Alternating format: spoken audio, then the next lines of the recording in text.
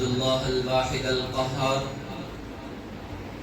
الذي خلق الجنة وآلاءها وأعدها لعباده الأخيار الأبرار، وخلق النار وأعدها لعباده الفساق الكفرة الفجرة.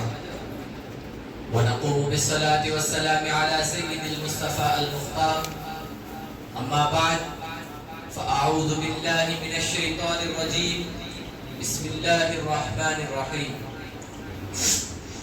سأصليه سقر وما أدراك ما سقر، لا تبقي ولا تذر، لواحة للبشر، عليها 19. وقال تعالى في موطن آخر: وترى المجرمين يومئذ مقرنين في الأصفاد، سرابيلهم من قطران وتغشى وجوههم النار. حضرة رئيس الاحتفال الميمون والحضور الأجلة، إن الله تبارك وتعالى خلق العباد لعبادته، وجعل الأجر والثواب جزاء بما كسبت أيديهم في هذه الدنيا، فجعل الجنة للعباد الذين يتبعون سبل الصلاح والتقوى ويتجهون إلى السعادة والفلاح، وجعل النار معدة للعباد وأعضاء الأسرة الإنسانية الذين يسيرون إلى الشر والفساد والمروق من الأوامر الإلهية.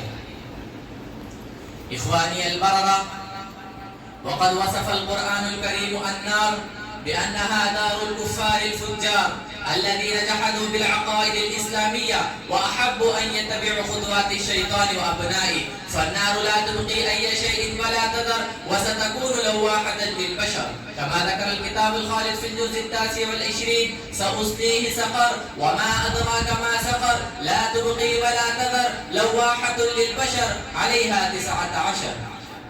فقد عين الله تبارك وتعالى زبانية على النار وخزنة لها، فقد بلغ عدد هؤلاء الزبانية 19، وعلى رأسهم ملك يسمى مالكا، كما قال الله تعالى: ونادوا يا مالك ليقضي علينا ربك قال إنكم ماكثون.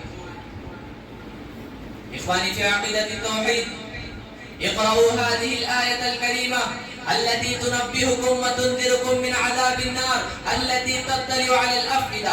قوموا بالقسط والعدل في شؤونكم، وابذلوا جهودكم للاعتصام بحبل الله جميعا، ولا تفرقوا، وتمسكوا بالعروة الوثقى التي لا انفصام لها، وعزوا عليها بالنواجذ، كما قال الله تعالى: واعتصموا بحبل الله جميعا ولا تفرقوا. وقال: قد تبين الرشد من الغي، فمن يكفر بالطاغوت ويؤمن بالله فقد استمسك بالعروة الوثقى لا انفصام لها، والله سميع عليم. إخواني البررة، أنتم حظيتم بالعقل السليم المانع من السقوط في الهاوية، الحاذر عن الهبوط في سقر، الحاجز من الميلان إلى السقوط في قعر جهنم. فلماذا لا تستخدمون عقلكم السليم وفتنتكم المستقيمة؟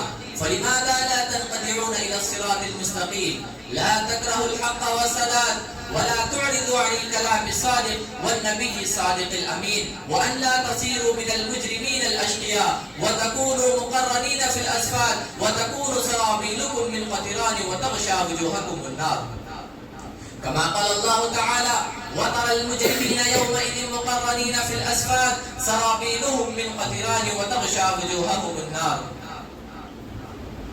إخواني البررة، أنتم تشاهدون إخوانكم في هذه الدنيا يرتكبون المعاصي والذنوب ويعمهون في ظلمات بعضها فوق بعض، ولكن الله تعالى يرق لهم ويرحمهم كي يتوبوا إلى الله وينيبوا إلى رحمته، فلما تابوا وأنابوا إلى الله تعالى دخلوا في النفوس المطمئنة التي هي في عباده الصالحين.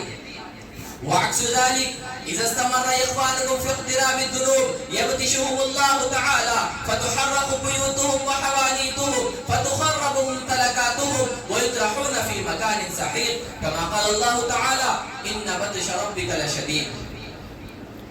أخيرا، أدعو الله تعالى لي ولكم أن يقدر لنا هذه الجنة وينقذنا من النار، وآخر دعوانا أن الحمد لله رب العالمين.